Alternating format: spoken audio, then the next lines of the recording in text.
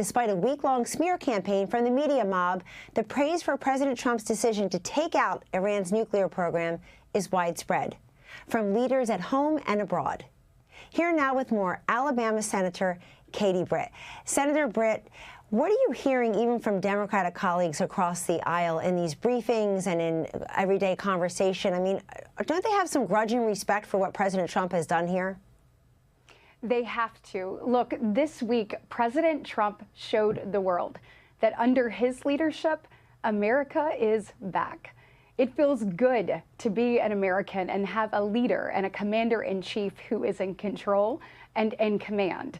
When you're looking at what President Trump has accomplished this week, he has ensured that American capability, our deterrence, is on full display. He has shown America First policies at practice with what he's achieved. It has truly been remarkable.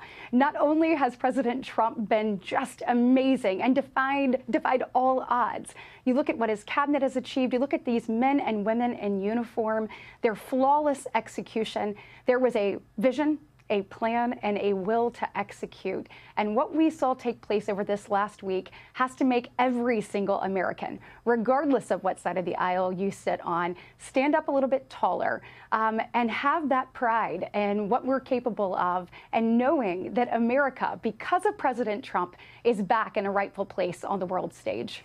So, Senator Britt, because of President Trump's leadership and his command, literally, we've obliterated the Iran nuclear program, but then it was followed by a ceasefire between Iran and Israel. And now even today, unbelievable, and even today, the president, in answer of a reporter's question, said we're working on Gaza as well. So speaking of people who should take notice, do you think this has an impact on other strong men like Vladimir Putin or Xi Jinping when they're looking at in Ukraine or Taiwan? Tell us about that, Senator Britt.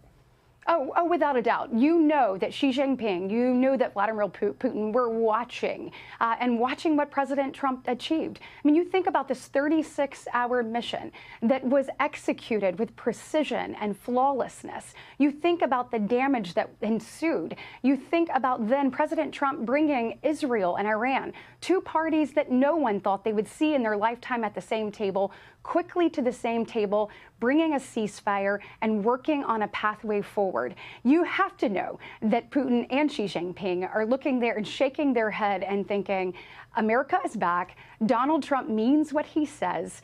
Donald Trump will not let anyone take advantage of him or the American people, and we all should take notice. I think that you will see a change in behavior across the board. I think you're already seeing those undertows, as you even just remarked. I mean, you talk about also what he's achieved this week. You mentioned it in your opening, but with the Congo and Rwanda, when you're looking at what he did achieve with Pakistan and India, people know that President Trump is here to create a peaceful environment and to make sure that America is in the strongest position possible. I mean, not only do they have to be taking note, but Kellyanne, we saw that other countries are taking note at NATO. We finally are seeing Europe step up to the plate in the way that they should, but never would, but are, because President Trump has laid down a marker and said, let's all get on board. It's time to do something different. It's time for you to pay your fair share.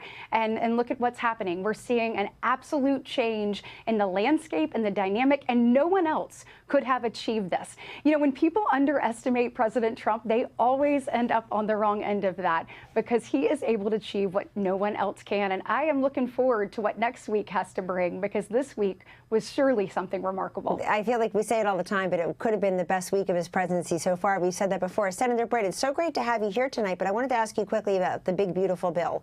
There seems to be some hand-wringing. Is the July 4th deadline necessary? Is it artificial? What is the prospect that this will actually pass? Will it be, how do you feel about it? And will conservatives feel like it achieved many of the Trump priorities?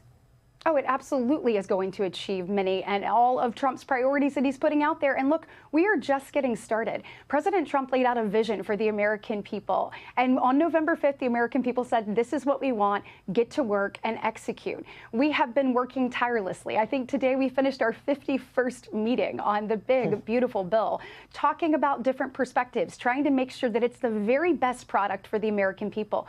We're going to ensure that we secure our border, that that's not just for now, but we're doing that for generations to come. We're going to make sure that the defense capabilities are of the utmost importance and that our warfighter is the best trained, equipped, and ready across the planet. I think we have seen over the last several weeks, and this week in particular, how important that is. We're going to unleash American energy, Kellyanne. We know it's important not only for our economy, but it's also important for national security.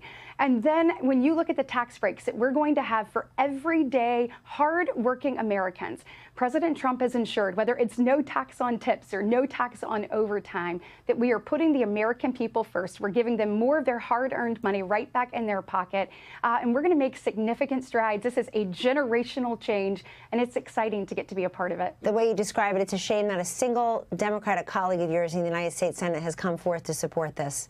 Senator Britt, thank you very much.